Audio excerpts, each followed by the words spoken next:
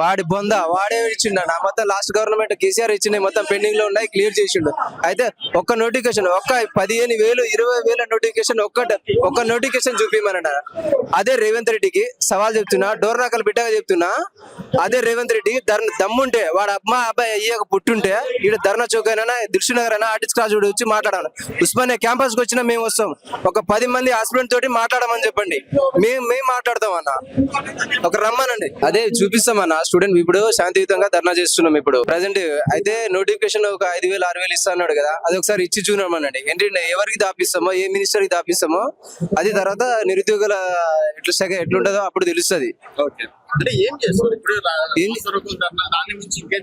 చేస్తామన్నా. ఇప్పుడు direct CM ఇంటికే ముట్టడి చేస్తాము, నెక్స్ట్ సెక్రటరియట్ కే ముట్టడి చేస్తామన్నా.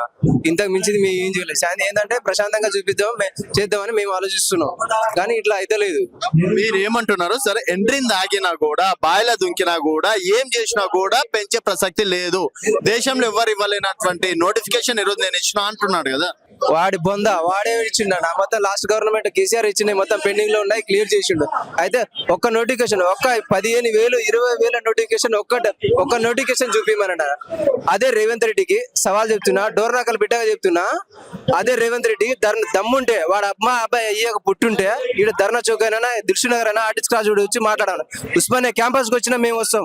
ఒక 10 మంది హాస్పిటల్ తోటి మాట్లాడమని చెప్పండి, మేము మాట్లాడతాం అన్న. ఒక రమ్మనండి. వీళ్ళు పచ్చి స్టూడెంట్ ని వాడుకొని వదిలేసిర్రు అన్న. వీళ్ళు వాడుకొని వదిలేసిర్రు. అదే బల్మూరి వెంకట వీళ్ళు అద్దంగా దగ్గర వచ్చి ఇప్పుడు క్యాంపస్ కి రమ్మనండి. దమ్ముంటే వాళ్ళకి అబ్బాయి పుట్టిండు. అదే 100 కోట్లు ఇస్తా 1000 కోట్లు ఇస్తా అని బిల్డప్ ఇచ్చిపోయింది కదా. ఇప్పుడు రమ్మని చెప్పండి. ఇప్పుడు స్టూడెంట్ పవర్ ఏందో మేము చూపిస్తాం. ఇప్పుడు క్యాంపస్ కి కార్యాచరణ డిస్కస్ చేసి చెప్తామన్న. డిస్కస్ చేస్తాం, ఏ ముట్టడి చేయాలో అది చేస్తాం. ఇప్పుడు మళ్ళీ ఒకసారి అది 100% జరగదన్న. అది డ్యామ్ షూర్ గా చెప్తున్నాం. ఓ ఈ క్యాంపస్ అయినా రండి చెప్పండి, దిల్షునగర్ ఆర్టిస్ట్ క్రాస్ రోడ్ అయినా దేనికైనా రమ్మని చెప్పండి, మేము వస్తాం. అంతమంది అవసరం లేదన్న. ఒక్క 10 మందికి హాస్పిటల్ తోటి మాట్లాడమని చాలు. స్పెషల్ కూర్చా చూస్తావన్నా. అదే అన్న మాట్లాడడానికో దేనికో ఏడు ఒకసారి క్యాంపస్ కి వచ్చినా చెప్పి చూడమండి. కూర్చా ఏందో అని చూపిస్తాం. లేదన్నా, ఏ ఒక్క నోటిఫికేషన్ అందరు స్టూడెంట్ ఆల్ ఈక్వల్ అన్న. ఒక్క నోటిఫికేషన్ కూడా బరాబర్ రాలే. ఏది ఇస్తాడు, ఏదో నోటిఫికేషన్ అంటాడు, 10 100 అంటాడు, 200 అంటాడు. ఎవడి సరిపోతాయి అన్న. ఒక్క ఎస్ఐ కానిస్టేబుల్ నోటిఫికేషన్ వస్తే 15 నుంచి 16 లక్షల మంది అప్లికేషన్స్ వస్తాయి.